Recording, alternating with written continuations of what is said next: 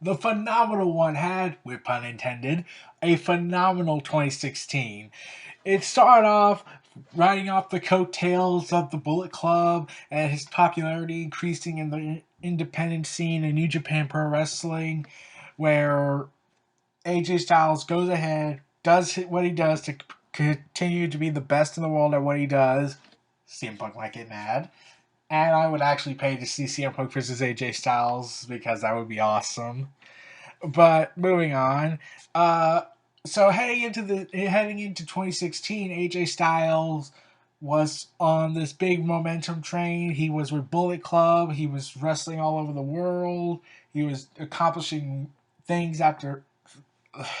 Man, he was accomplishing so much in less over a year after he had left TNA in 2013, I believe it was. Let me check. I believe it was 2013. Let's see. Yeah, it was 2013. And within less than 2 years, he managed to establish a big name for himself back in the independent scene in such a short amount of time. That national exposure he got from TNA Wrestling for his entire tenure was really helping. And now we got AJ Styles in WWE. Like, before we go into that, like, when people were hearing that AJ Styles might be coming to WWE, there were mostly positives. Like, everyone was like, oh, AJ Styles gets to work with all the top guys. He gets to be, a WWE champion. Like, everyone was hoping for that. And everyone was also hoping, like, oh, he's going to get some dream matches out. And there were some concerns. I was on the concern side because of my pessimism. But, like, okay, like, WWE has this seems to be developing this WCW mentality, in my opinion.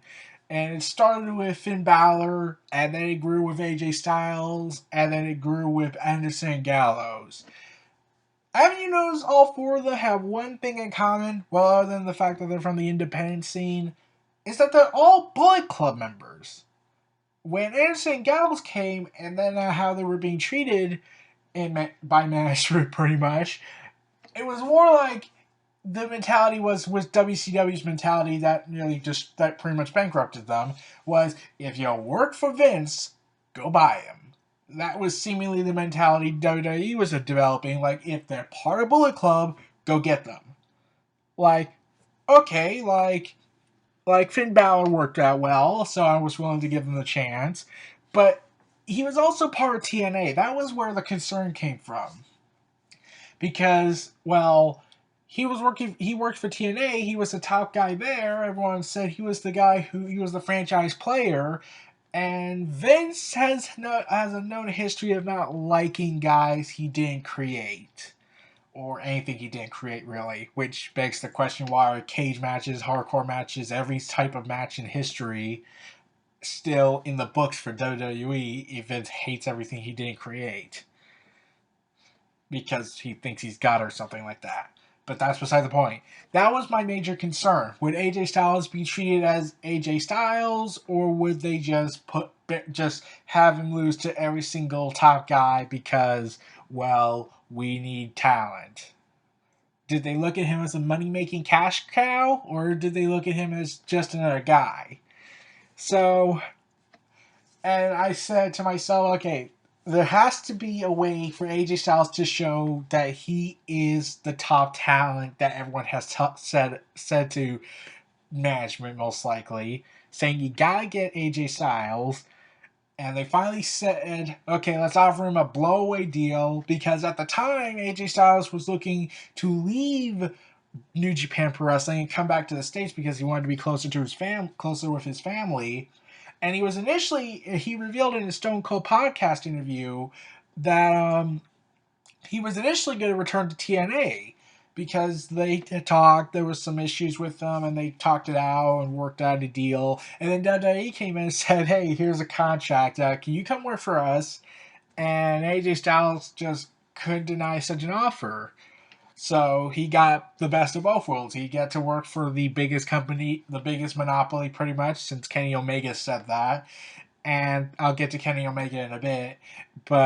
And he also gets to be closer with his family. Albeit, except for in November and part of December and sometime after WrestleMania. So AJ Styles was bound for WWE. So what does that mean for him in Bullet Club? Well, first off, after his little reveal that he was leaving, AJ Styles, let's see.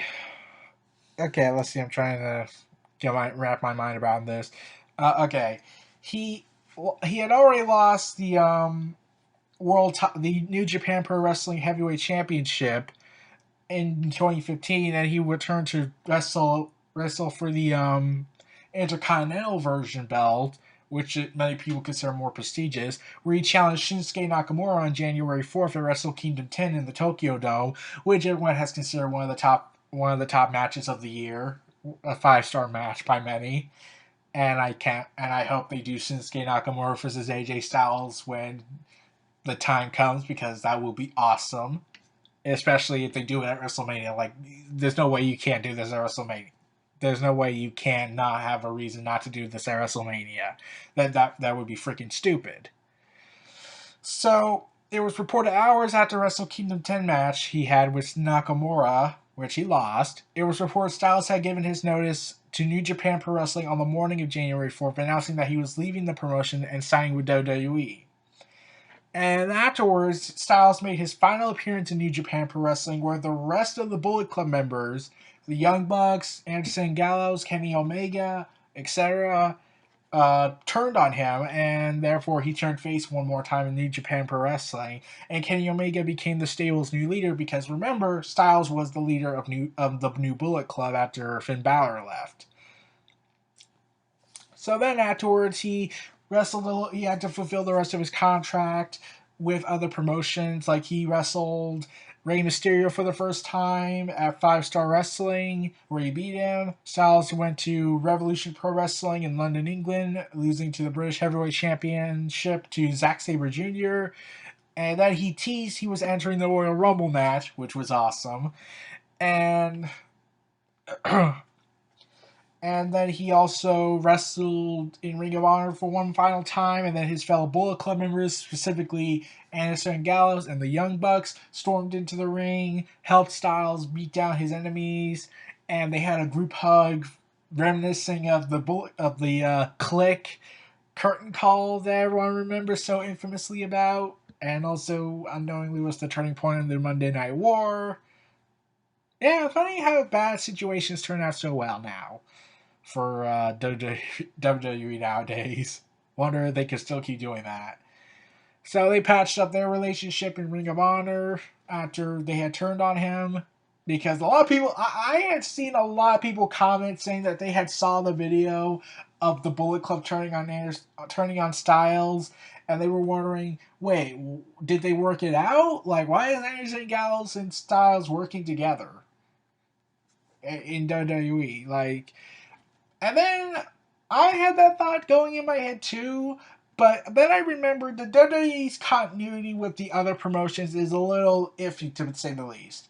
Okay, basically, it's like Mass Effect. Let's go with that. It's like Mass Effect. This is how Mass Effect works. You play the game, you play the first game, do all these choices, then your save is ported over to the next game, if you choose to do so, and then it's ported over to the next game, and then the next game, and then there goes the whole neighborhood.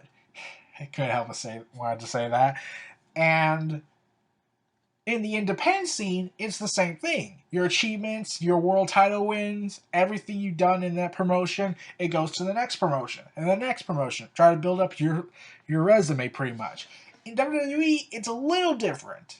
You see, they acknowledge that Styles was in these places, but they never call it the world title. WWE only acknowledges one world title. Well, now two, due to the Universal title's existence.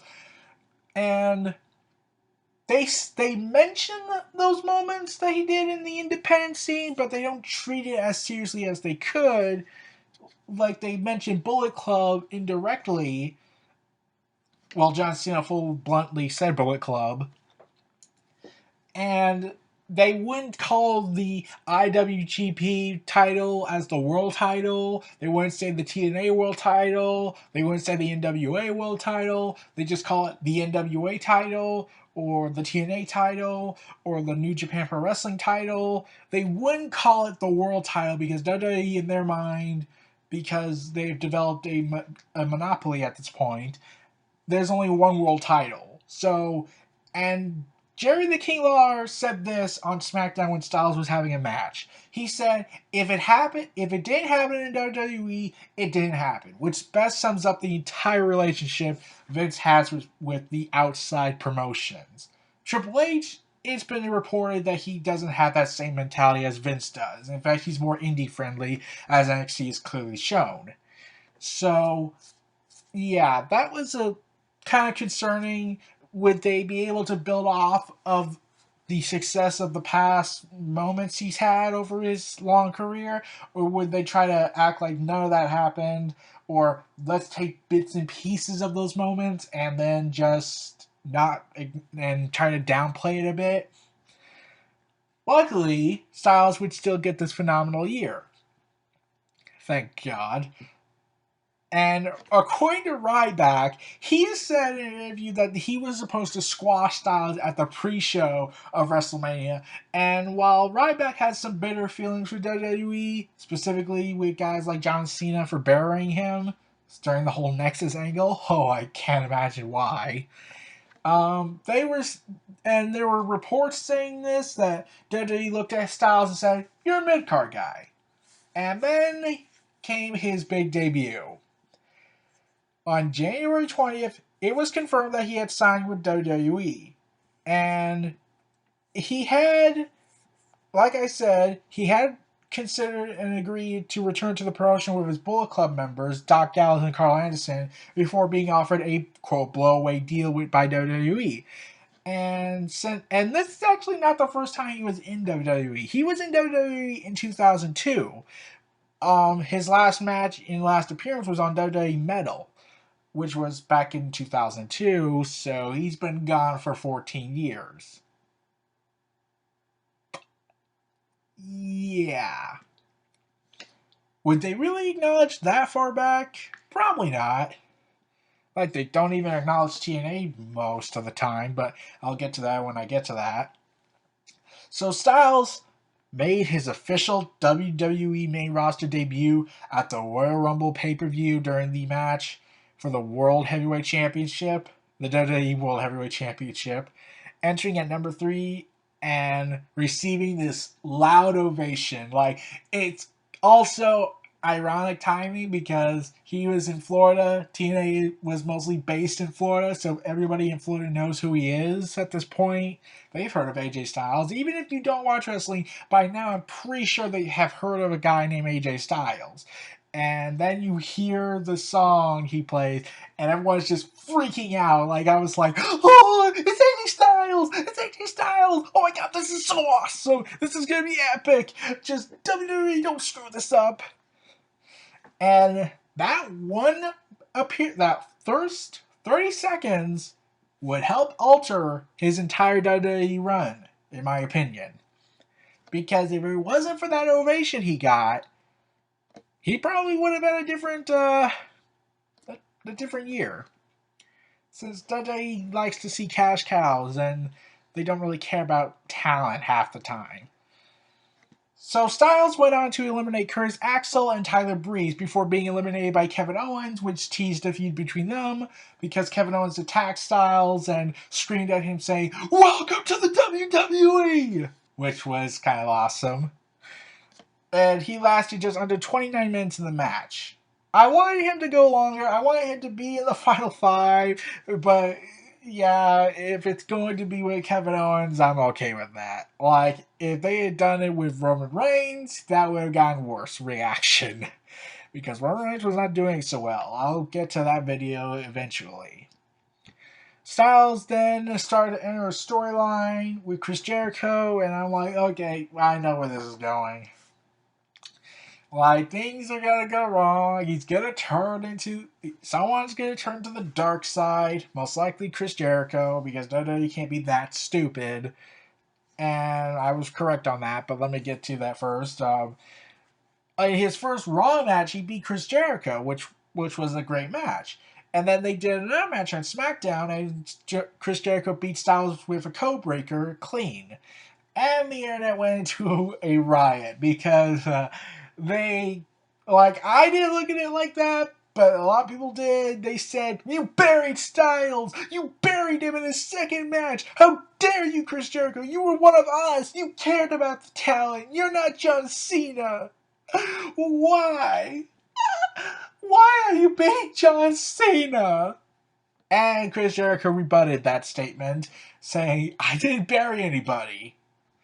And then it ultimately led to one more encounter between the two at Fastlane, and Chris Jericho starts showing signs of a dark side turn.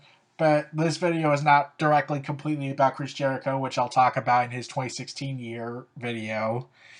Styles emerged victorious, and that was honestly the best match of the night, in my opinion, most part. After Fastlane, Jericho and Styles formed a tag team, which they called Y2AJ, and went on to defeat the New Day, mostly Big E and Kofi Kingston, in two non-title matches, where they then declared that they were going after the tag team championships next week afterwards. So on March 7th, they fought the New Day for the tag team championships, and Y2AJ failed to get the victory. Of course they did. And Jericho turned on Styles and attacked him, officially ending their team, and shoved the shirt in AJ Styles' mouth. So then they started interfering with their matches, and leading to Styles challenging him to a match at WrestleMania 32, which Jericho ultimately accepted on March 28th episode of Raw. And that was like one concern. Like, I've seen AJ Styles in TNA because it is actually realistically possible for a guy who watches WWE to watch another promotion, because there are some people for some reason that don't live with that mentality. They say you can't be that, you can't share, you can't be part of. I'm so angry. You can't watch this show if you're a fan of this product. You can't. That's forbidden. Because there are, for some reason, people like that in the world, and that makes it very depressing that this is the direction humanity has went to. But I'm not here to discuss my lack of faith in humanity in recent years, because then we'd be depressed and here all day. So this is where I was starting to get a little concerned here. Like, Jericho, it's not that Jericho wouldn't put AJ Styles over, it's more like AJ Styles cutting promos. That was my concern, because Styles, I've seen him in TNA, I've seen him in other promotions and videos on YouTube, and Styles' promo work isn't all that really great. Like, I've never really seen a standout promo he's ever delivered. I could be wrong, since I can't watch every single video that he's ever performed in. And yeah, I want to see that big standout moment, and I was hoping he'd do it in WWE, but as a face, throughout his entire face run, it's just never worked. So, Jericho and Styles had their big encounter at WrestleMania 32, and Chris Jericho beat AJ Styles. Okay, I would like to say that you have, like, this is where I thought Styles was, well, call it a year, it's over, Styles is ruined. Well, not in that full extent, more like, is this downhill from here, or is he gonna somehow bounce back from this? Because I don't see any logic whatsoever for Jericho to beat Styles, other than to make his heel run go well. Even though there's like a million other ways he could have done it, and Jericho, it's Chris Jericho. He doesn't get affected by a loss at this point, especially if you lose to someone like Fandango, because that makes sense. Oh dear God. But I'm not here to talk about Fandango. That would take forever. I might talk about that match from WrestleMania 29, but I just really hate that feud. Not the worst feud ever, but I just couldn't imagine this is really what they're going with. So, moving on. The internet once more went into a riot. Like I said, I thought that match should have went the other way. Should have been Styles' big epic moment. Well, at least the future moments to come. And they went to Chris Jericho. I didn't think he was officially buried yet. I still think they could still salvage this. And Chris Jericho would take that hatred of the fans' anger that was happening and say on a promo the next night and saying, I buried Styles at WrestleMania. And I was like, oh man, oh god. You see, whenever they use the internet as to build characters and moments like this, it just works for me. Like, look at Triple H. Like, I have to call it IWC Triple H because he does internet jokes. Like, tweets my displeasure! Or, we're gonna riot! And maybe then I'll stop watching! Or Cesaro teasing a face turn. Or the whole, I'm gonna bury you. Or this and that. It just makes Triple H really fun to watch on television when he acts like that. Like, he's serious, and yet at the same time he goes all corporate, he goes all internet talk. It just makes it kind of funny. So, and I actually said that was one of the positives I could think of when it came to the Authority storyline. We got IWC Triple H, which was the most entertaining part about the Authority, other than the Shield versus Evolution feud and Daniel Bryan's rise to prominence. So, Styles defeated Kevin Owens, Chris Jericho, and a returning Cesaro in a Fatal 4-Way match to earn a number one contendership for the WWE title against Roman Reigns, who won it against Triple H at WrestleMania the previous night. So, okay, in the weeks that followed, Styles reunites with his former Bullet Club stablemates, Luke Gallows and Carl Anderson. Later would become the club, an alliance which Styles initially denied was teased. And it looked like, oh, we're doing it. This is happening. Bullet Club's happening. I can't wait for what's going to happen. And what we got wasn't bad initially.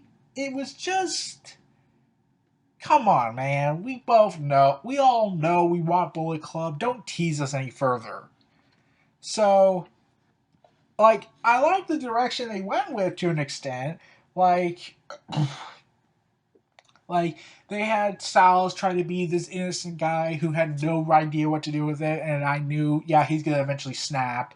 Roman Reigns going through this dark path, kind of.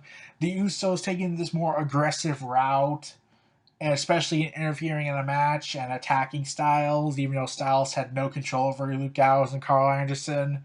So that led to some interesting moments, and then I had heard reports that Styles has a back injury and a knee injury nagging him. And I was like, oh god, please don't tell me they're really good. And they did it.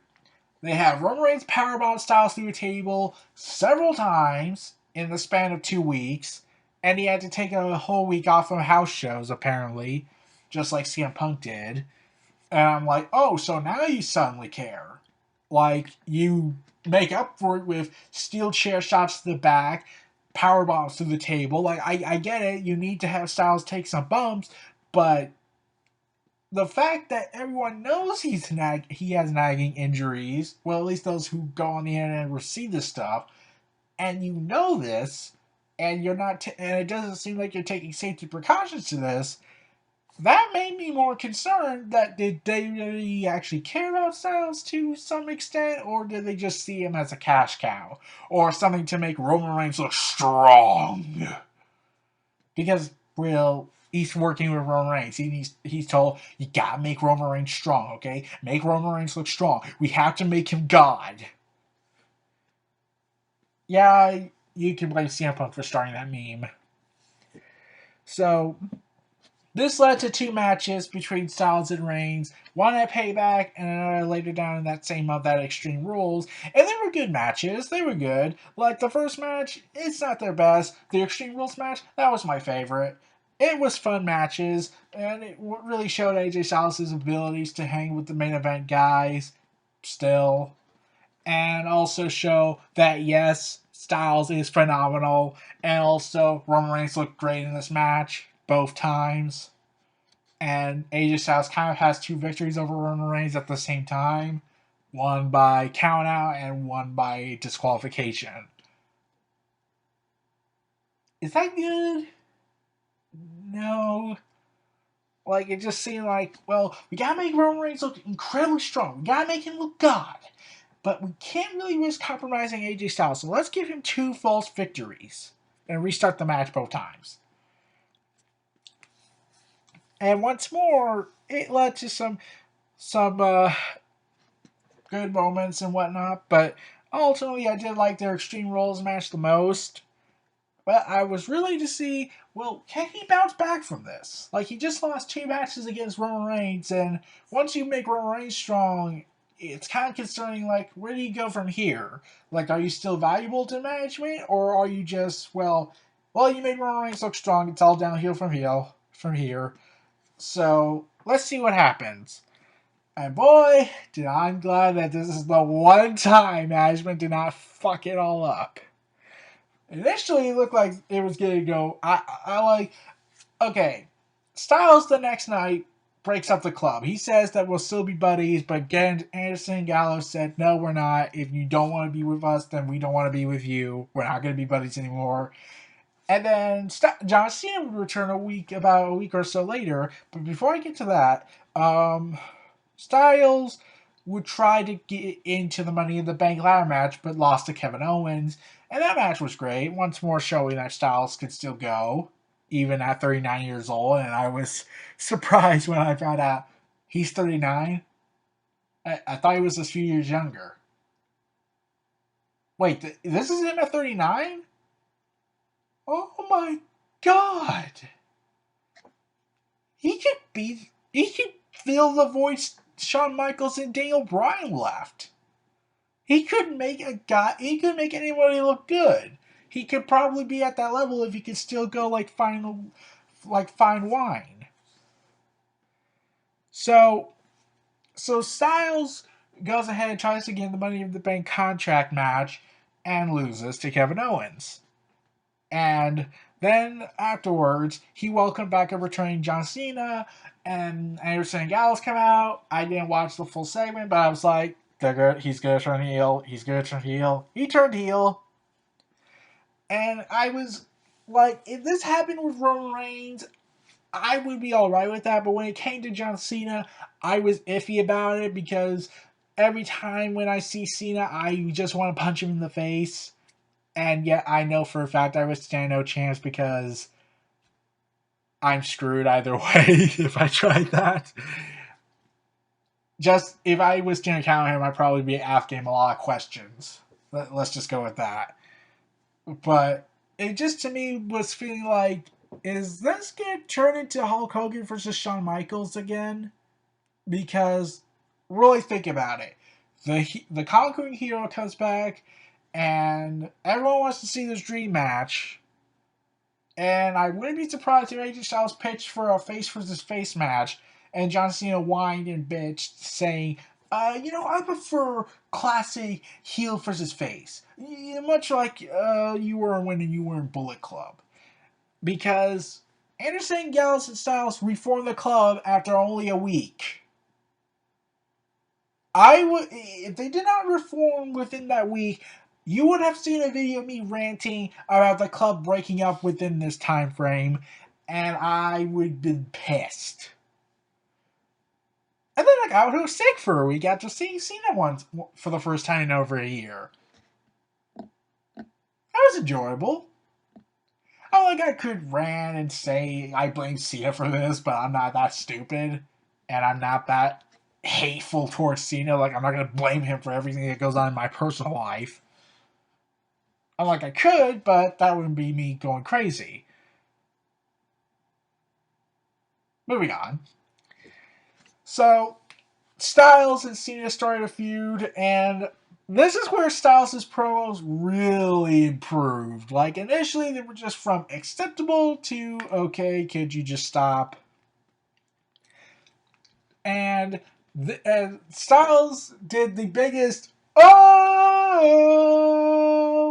moment when which would have been the big moment, but then Dean Ambrose beat him later on in October.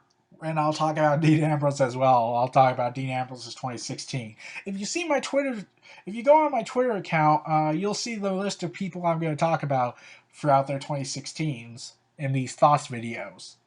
So, Styles says this because when Cena asks him, why is it all of a sudden AJ Styles versus, why is it all of a sudden John Cena versus the club?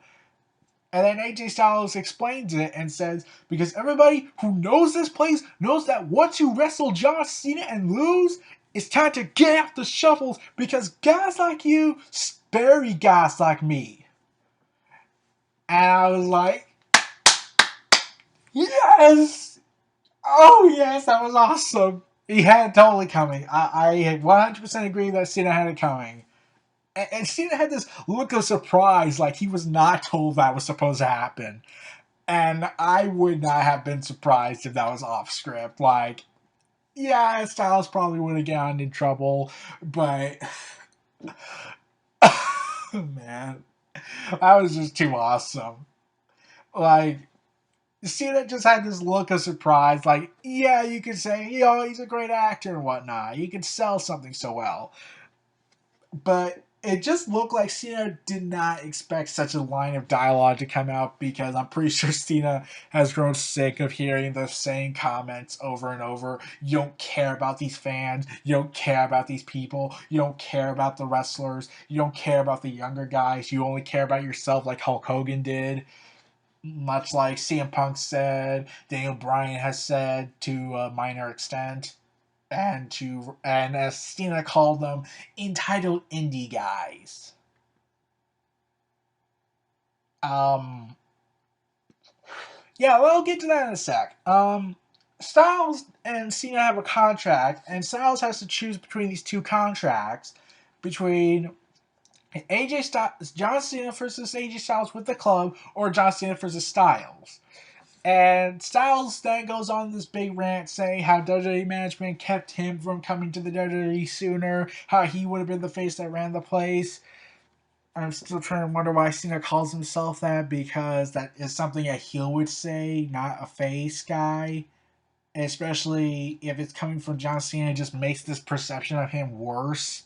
Because, okay, I know I'm going off topic here, but like, every time Cena says that, and I'm like, why is no one reacting to this? Like, wouldn't the authority have reacted to this? Like, they, in the storyline, run the company.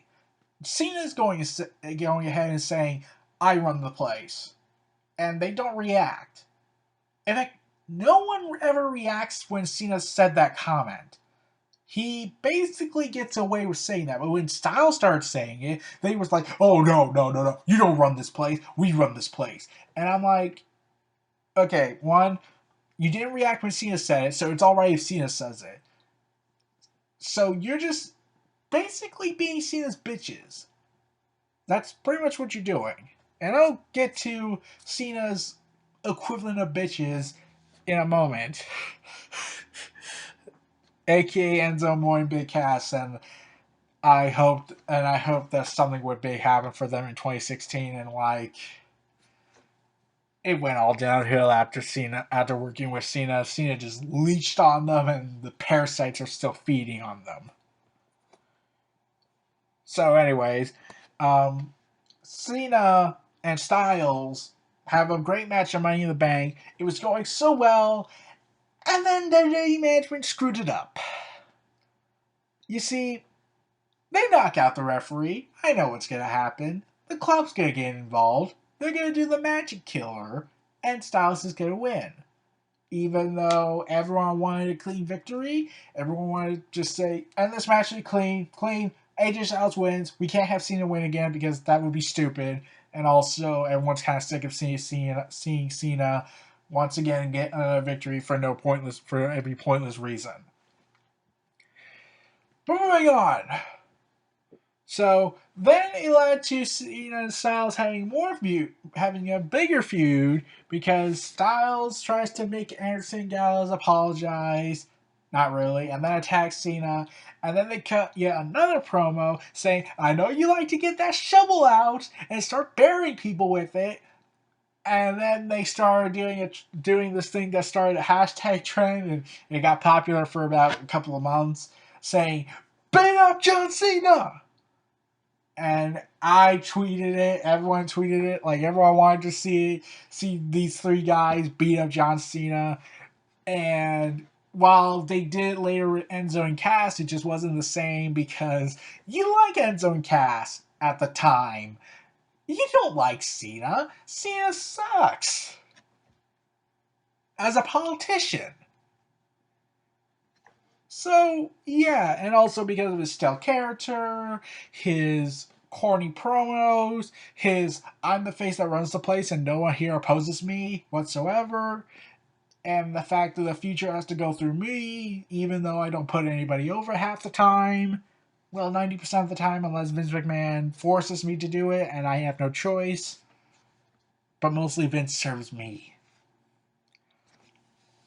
Like I'm really waiting for the day someone they create a character where they go ahead and try to trash Cena's popularity by quote doing Cena exposed videos where like I can think of a storyline right now about this. Like Cena is doing his usual shtick and someone comes out and tries to expose Cena a lot and the mic just cuts off and then he starts doing videos saying, "I'm your host. I'm going to do this. I'm going to expose Cena," and then make up fake stories like Cena and Vince in bed together because the internet likes that comment because they think Cena has sex with Vince for some strange reason. Oh dear God, I don't get that part. Like, kiss ass? Okay, I'll be alright with that because Vince basically gets people to suck up to him. But having sex with him in any way, that's like, oh dear God, even I know that's stupid. Like, I may not like Cena, but even I know that's really, really stupid. But we're moving on. Enzo and Cass get involved in this feud. And I already know what's gonna happen. They're basically Cena's bitches, and even though Cena let them get promo time, it did not feel like Enzo and Big Cass were really working with Cena, more like serving Cena to do pretty much do whatever I say, and basically let's do this. And Cena tells them, "Hey, take this seriously, guys. We gotta take this seriously." And I'm like, that is the pot calling the kettle black. You don't take things seriously half the time. And when you do, it comes across as hypocritical. Like your Hollywood stuff you're doing, and yet you bash The Rock for the same reason. Oh, Cena apologized for that. I must inform you all. Cena apologized for that, but like, yeah, yeah, you're a hypocrite. You've become a hypocrite now.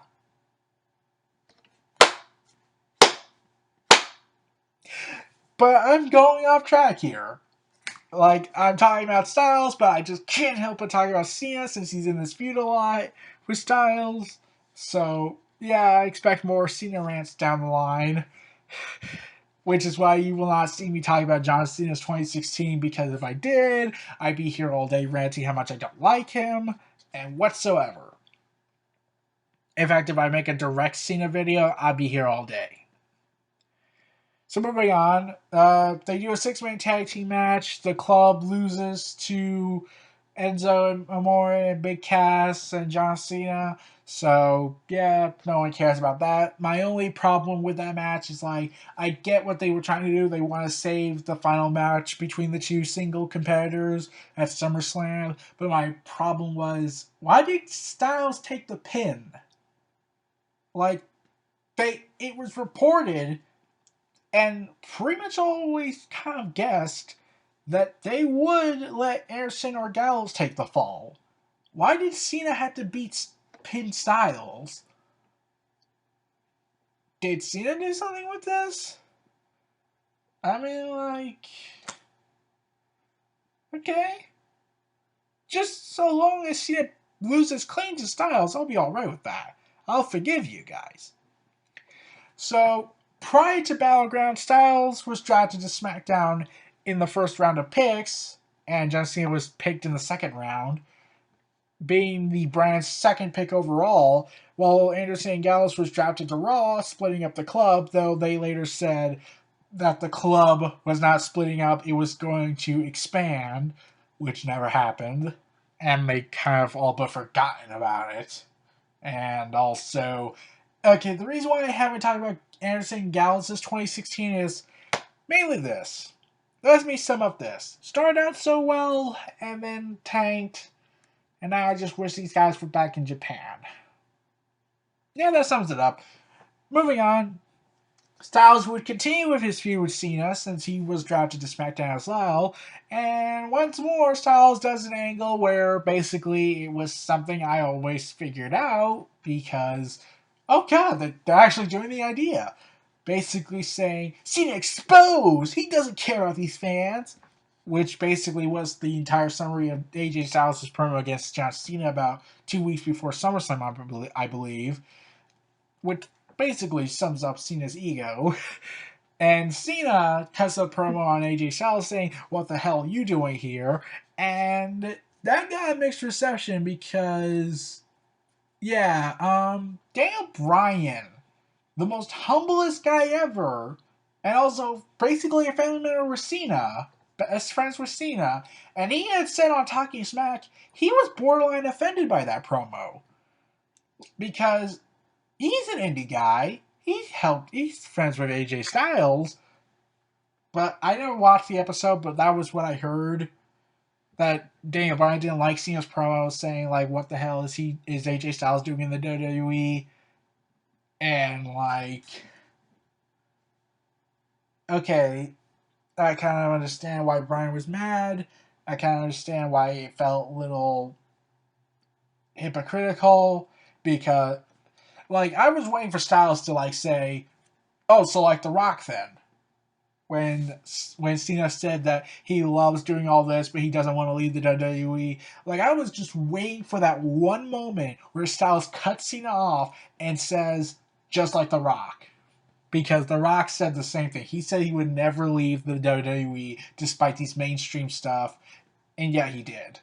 I was waiting for that moment, and it never happened. So Styles just challenges him to a match at WrestleMania. Not WrestleMania, at SummerSlam, and that never happens. I was waiting for someone to call Cena a hypocrite on television because that would make that would make so much sense in storyline and in context with everything. And I thought, well, it should be Styles that says it, and it never happened. But I'm hoping for that they do it this year in 2017. So, anyways, they go ahead, have this big epic match at SummerSlam. It's glorious! And yeah, it was just too glorious. Like, if I look at that match and I say, don't change a thing. Like, okay, like they overused the finish as much, reminiscing of Kevin Owens versus John Cena, and you see me rant about their third encounter. Oh, man. And then afterwards, Styles beat Cena clean, which was awesome. It was the best match of the night. The match of the year quality bout. They just need to compete with other match of the year quality bouts like Shinsuke Nakamura's debut against Sami Zayn, AJ Styles versus Shinsuke Nakamura, and etc. etc. And then Styles started doing this. I am the new face of the WWE. I am the new face that runs the place. And he even got the announcer to say, who would like to refer to himself as the new face that runs the place. Which made me think, okay, that's just awesome heel attitude. But at the same time, yeah, I know, man. I know the authority figures of SmackDown are going to say they have a problem with that statement, even though John Cena said it multiple times and no one reacted then. It's almost like in The Legend of Korra, where everyone tells Cora, don't do this, and then when Cora stops doing that, they say, hey, Cora, can you go and do that thing you did back then? That irrationality attitude of yours, devil may cry attitude, daredevil, whatnot. Yeah, could you go do that even though we tell you tons and tons of times not to do that in these situations? Yeah. So moving on, Styles beats Cena and is now calling himself the face that runs the place. And due to his victory at SummerSlam, Styles immediately re-entered the WWE World Title picture and received another opportunity at the title at Backlash against Dean Ambrose. But first, he had to go through Dolph Ziggler to not make it a triple threat match, and that match was great because Styles does everything great, and it's also Dolph Ziggler who's also great at what he does. So then Styles went on to face Dean Ambrose, and it was Dean Ambrose's best match as the WWE World Champion because Dean Ambrose was lacking something, and Dolph Ziggler didn't really help much in their SummerSlam match. And like I said, I was split on what to do with this match. Like I want Styles to win because it makes sense, but at the same time, Dean Ambrose, yeah, it's Dean Ambrose because I would rather see him turn to the dark side holding that belt. And they never did that. And I'll talk about Dean Ambrose later down the road. So, Dean Ambrose is 2016 at least. And boy, do I have a lot to say, specifically his feud with Brock Lesnar. So, anyways, Styles defeated Ambrose after a low blow with the Styles Clash to win the WWE Championship for the first time. And this was also, I believe, the first guy in history to win the IWGP World Heavyweight Championship, the WWE Championship, and the TNA World Championship. If WCW was still around and he still worked for them, he probably could have been WCW World Champion, which would have been awesome. Because I really can imagine that big gold belt on him. Like, that would be awesome. But I'll settle for the WWE World Championship, the original World Championship, as WWE likes to see it as in their company. And definitely not the Universal title, because that would be just stupid. I seriously hope they don't make the world title blue. So, moving on. So, Styles would go on to now defend the world title against the likes of Dean Ambrose, the likes of John Cena, the likes of James Ellsworth, and then goes on to feud with Dolph Ziggler and Baron Corbin, and I'll get to those matches in a bit. Styles makes his first successful title defense against Dean Ambrose in a rematch on September 27th episode of SmackDown, in his first title defense after interference from Cena. And then the final week till No Mercy, Styles, Cena, and Ambrose cut these promos on each other. Well, mostly Styles and Ambrose, because they cut off Cena. And me and my friend watched that, and we were like, okay, this is badass, because I don't recall anybody, not Vince, not Triple H, not Stephanie, not anyone, well, maybe Stephanie, I believe. Now, a lot of people have never cut off Cena. And in one night, they have Styles and Ambrose cut him off. Styles tells Cena to shut up and tells him not to chase history because he makes history, and says he feels insulted that he compares himself to an icon like Ric Flair, who became 16-time champion through 20 years, I believe, and Cena only took less than 15, and half of those title belts were transition belts, and the last quarter of Ric Flair's title belts were WCW politics being messed up. So, yeah, who's the innocent guy here again? And anyways, and also I like the part where he says, so let's hear it. Let's hear your famous rah speeches. Go ahead, John Cena. Yeah, cheer for John Cena. Yeah. Meanwhile, the WWE World Champion, I'm going to sit here in the corner and watch you make a fool of yourself just like you did at SummerSlam. I just love that delivery because it just feels so over the top from Styles and kind of sums up John Cena's over the top goofiness at times as well. So Styles defeats Cena and Ambrose once again after pinning Cena for the third time in 1 year and in their first feud together, which really says something. And I always had to ask, why was Cena in this match other than to eat the pinfall? Which surprised me. Because Cena didn't do a #1 contendership deal. They didn't make AJ. In fact, I even questioned why did Styles get immediately into the world title picture? Because he beat Cena? Like, they never established a #1 contendership match. And John Cena just came back and said, I want the title. And Styles never agreed to that. Instead, Shane McMahon said, okay, you got it. And I'm thinking, wait, why are you doing that? Like, shouldn't he earn it? Isn't the land of opportunity in SmackDown Live? And yet you're just saying, okay, here you go. You got your match. I'm like, all you guys in the back, can you all just wait in line again? Like, John Cena's here. He's the face that he's the true face that runs the place. I'm pretty much his bitch. Shane McMahon, is John Cena's bitch. And yet, at the same time, Ryan Ward says, yeah, you may be the face that runs the place, but I'm the face that runs SmackDown. You're going to lose to Dean Ambrose clean, which was awesome. And also the first time on free television Cena lost clean since 2009, which really should say something. But no one ever questioned that.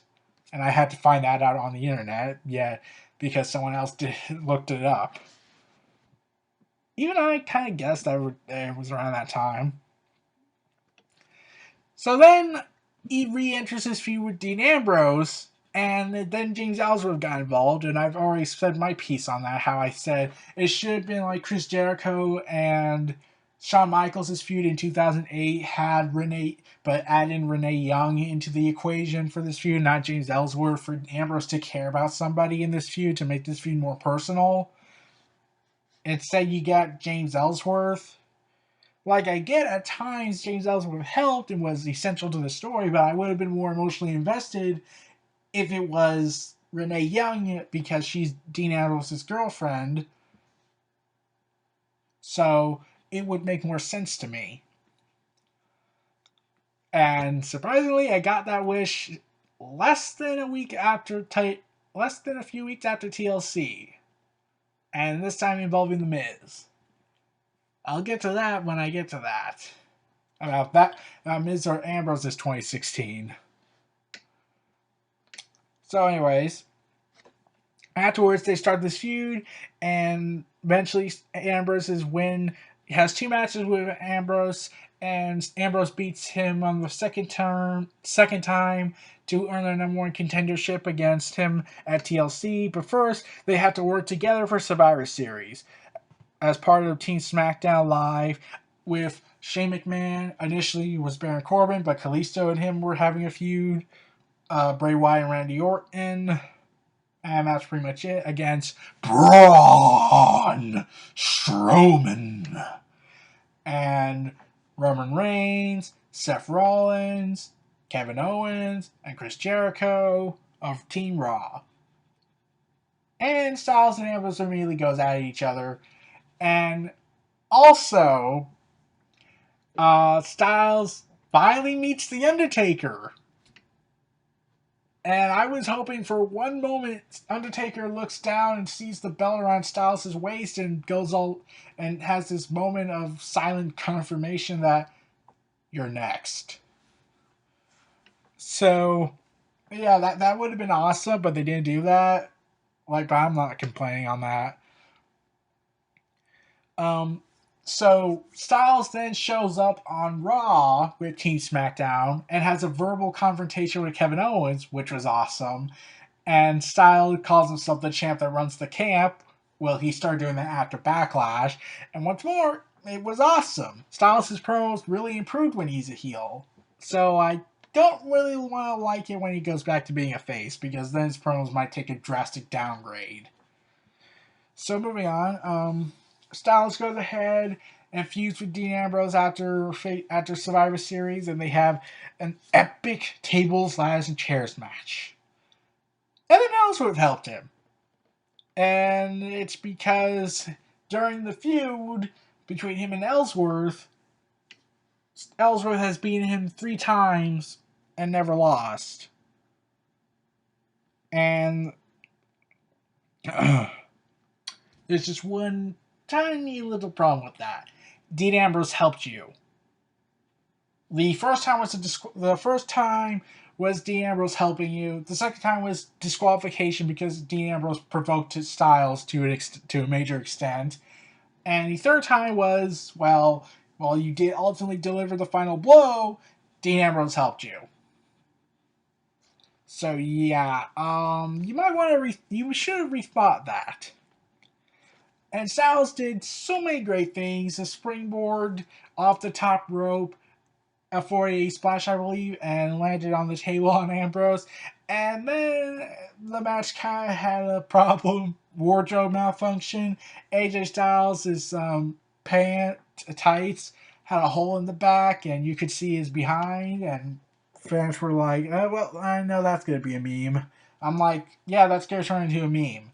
Like, if I could see the Undertaker fan guy having the shocked reaction on his face turn into a meme, or I don't want to live on this planet anymore meme, yeah, I kind of at this point able to tell when something becomes a meme. Wow, I have been on the internet too much.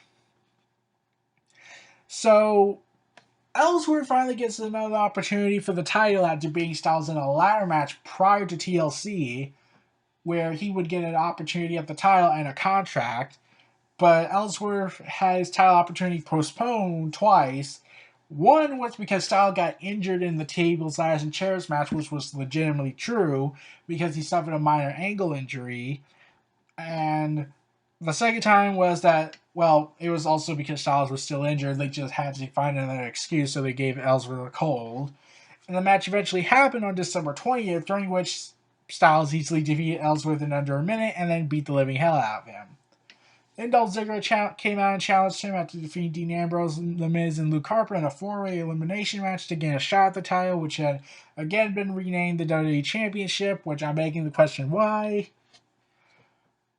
So, afterwards, Baron Corbin, who I will also talk about in the 2016 Thoughts video, confronted Dolph Ziggler, calling him undeserving of a title shot, and they had a match between those two for Ziggler's title shot, and the match ended in a double countout, and Styles attacked Ziggler and Corbin because Corbin threw Ziggler into Styles, which was kind of alright because Ziggler and Styles and Corbin would have a triple threat match.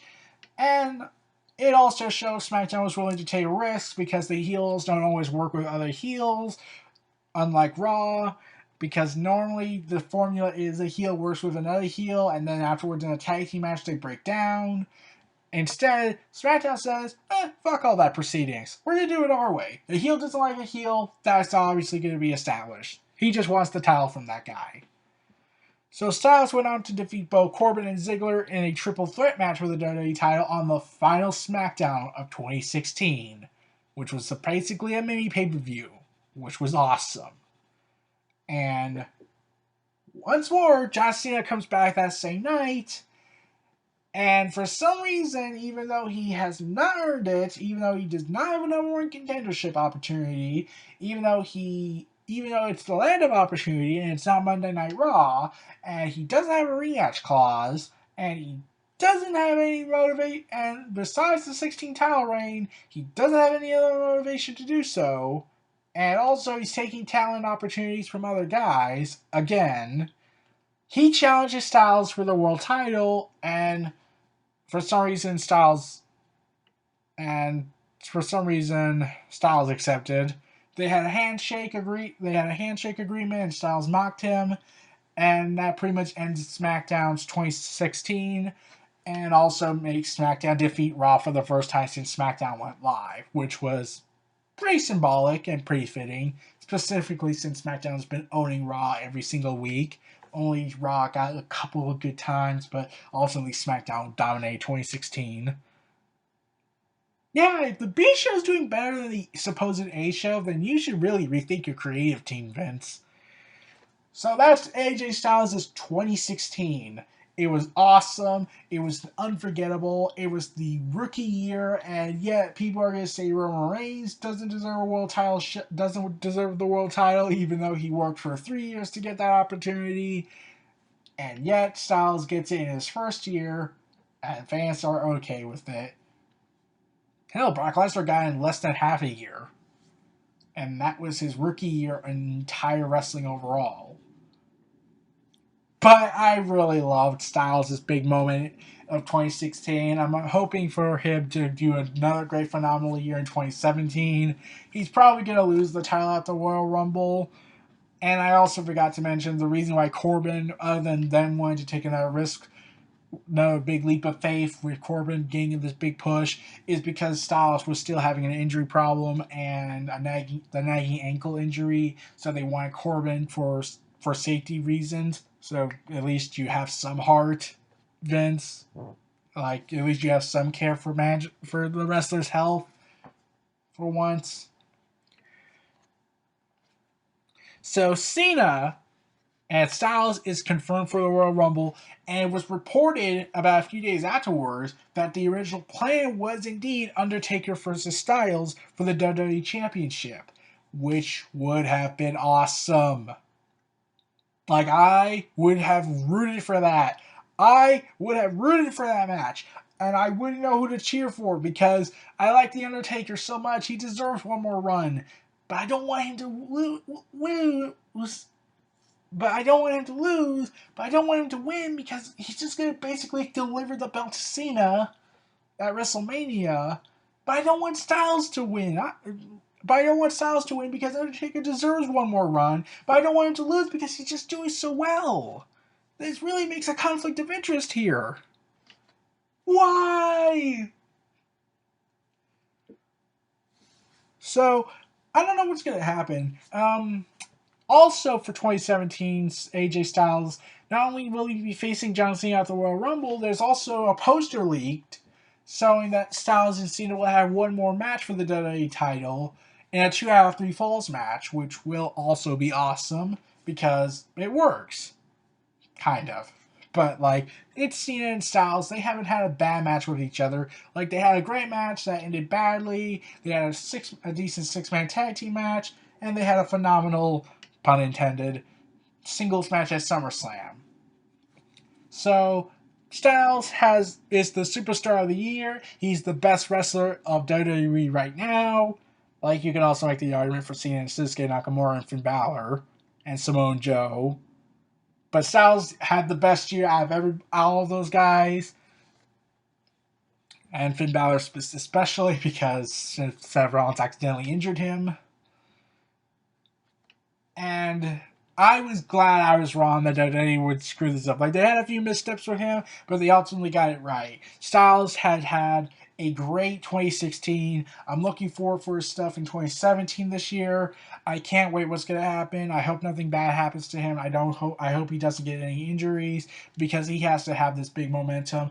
And rumors also been swirling that he might be drafted to Raw, which is concerning because Raw screwed everything up. Look at Kevin Owens. Like his teeth, like he's still Kevin Owens as a comedian character, as all his antics, but his teeth are no longer sharp. They've been chipped.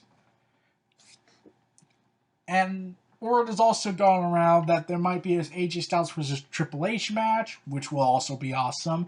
And there's also word going around that AJ Styles is going to Raw to fight Samoa Joe or Finn Balor when he gets back, which will also be awesome. But I'm hoping if Shinsuke Nakamura comes to the main roster on SmackDown Live, because there has been word that Daniel Bryan wants to get him to SmackDown Live, that they eventually do Shinsuke versus AJ Styles before he eventually leaves SmackDown to go to Raw, if that does indeed happen. And they're going to make magic. I guarantee it. Well, everyone, these were my thoughts on AJ Styles. I'm sorry, 2016. I'm sorry that I ran off tangent a couple of times. Well, a lot of times. But this was ultimately Styles' best year, and this was ultimately his year. And WWE had the best year with him. So those are my thoughts on AJ Styles' 2016. This was Neo Reality Entertainment. Feel free to like, comment, subscribe, and donate. Stay tuned for more.